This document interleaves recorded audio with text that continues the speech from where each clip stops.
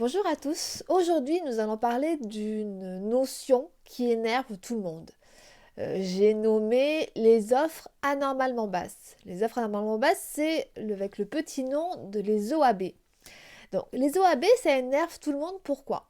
Parce que finalement, les entreprises qui font des prix, on va dire, dans la plaque, estiment qu'il y a une concurrence déloyale d'entreprises qui euh, cassent les prix et avec le risque finalement de ne pas faire le job en exécution de marché et de ternir finalement la profession et corroborer l'idée que les marchés publics, finalement, si tu ne fais pas de la bonne qualité, fais des marchés publics. Donc ça, c'est le premier problème.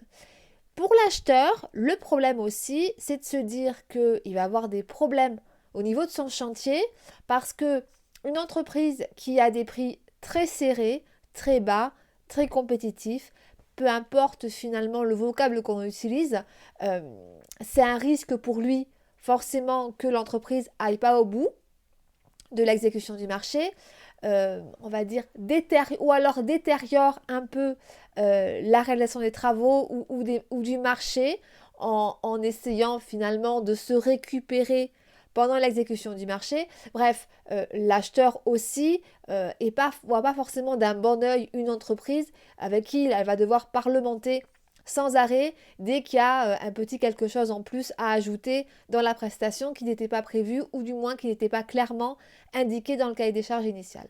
Donc, je pense que professionnels et acheteurs publics sont tous d'accord pour dire que l'offre anormalement basse, c'est un fléau et qu'il faut arriver à la combattre. Le problème, c'est que si tout le monde est d'accord, c'est à se demander pourquoi personne ne fait rien. Alors, on va voir ensemble que c'est pas si simple.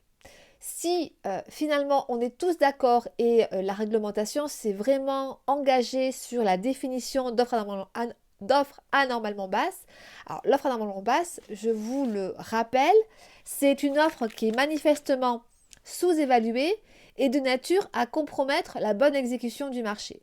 Donc très clairement, on se dit, quand on voit une offre anormalement basse, il y a une sorte d'évidence à se dire ça, c'est intenable financièrement, ça ne correspond pas à la réalité économique du marché, l'entreprise n'arrivera pas à réaliser la prestation à ce prix-là. Donc, quand l'acheteur constate finalement une OAB, qu'est-ce qu'il doit faire? Donc déjà, il doit engager une mini-procédure. C'est-à-dire qu'en fait, l'acheteur, quand il voit par exemple un écart très important entre son estimation ou la moyenne des offres et une offre en particulier, il ne peut pas se dire à partir de tel pourcentage, je rejette. Je rejette et je pars du principe que la règle économique a joué, j'ai de la concurrence sur ce marché, la moyenne des offres est de temps, du coup il est à X% de moins, je rejette, j'interroge pas, je pars du principe que c'est pas viable économiquement. Ça, la réglementation lui interdit. Ce qu'elle lui demande de faire, c'est effectivement que potentiellement, par rapport à un pourcentage donné, le pourcentage peut être un bon indicateur du déclenchement de quelque chose, en fait, d'une mini-procédure. La mini-procédure, c'est quoi? C'est d'indiquer à l'entreprise concernée que l'acheteur le suspecte d'offres anormalement basses et de lui demander de justifier de sa proposition. C'est-à-dire d'indiquer que son offre, elle est complètement viable et qu'il sera à même d'exécuter le marché dans les conditions qui ont été fixées dans le cahier des charges.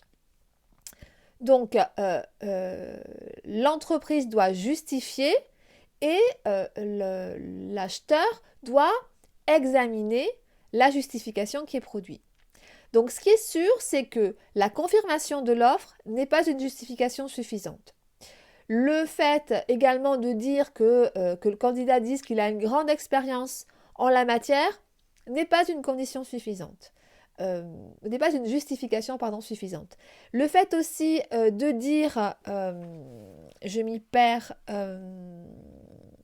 qu'il y a un contexte économique qui fait que, entre guillemets, on a tous besoin de manger, là encore, ça ne fonctionne pas. En fait, la justification, elle doit être concrète.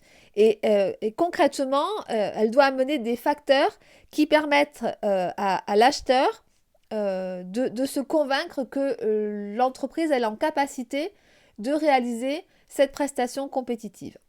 Alors, euh, le problème, c'est que l'acheteur, il va entendre la justification, mais il ne peut pas vraiment l'analyser, puisqu'en fait, la réglementation lui indique que sur cette justification, il doit juste faire un contrôle de l'erreur manifeste d'appréciation.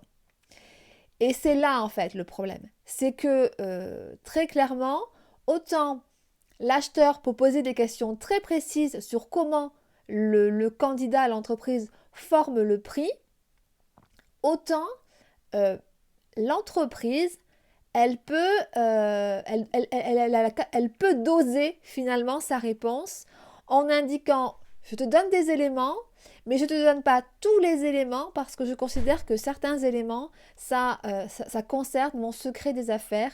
Et du coup, vu que tu n'as qu'un contrôle de l'erreur manifeste à réaliser, donc en fait un contrôle de l'évidence, je n'ai pas tu n'as pas à fouiller en profondeur mes prix, comment je les forme pour pouvoir décider si mon erreur enfin mon offre elle est anormalement basse ou si elle est juste compétitive. Et donc pour moi, le vrai sujet là-dedans, si on veut à l'avenir que les marchés publics ne soient pas taxés de mauvaise qualité, etc., c'est vraiment qu'on donne plus de pouvoir à l'acheteur pour comprendre comment sont faits les prix euh, et finalement avoir la chance d'écarter des entreprises qui ne jouent pas le jeu. Parce que très clairement, les entreprises qui ne jouent pas le jeu, enfin, personne ne sort grandi quand un marché est exécuté par une entreprise qui a cassé les prix et qui va se planter en pleine exécution de marché parce qu'elle va être défaillante et elle va voir qu'elle ne fait pas assez de marge et donc elle meurt, quoi, elle ne tient pas. Ou alors, et vraiment dans le poussif à essayer, à venir, à pas venir, à essayer de s'en sortir comme elle peut pour continuer à vivre et au détriment, on va dire très clairement, de l'achat public et de la réalisation finale du marché.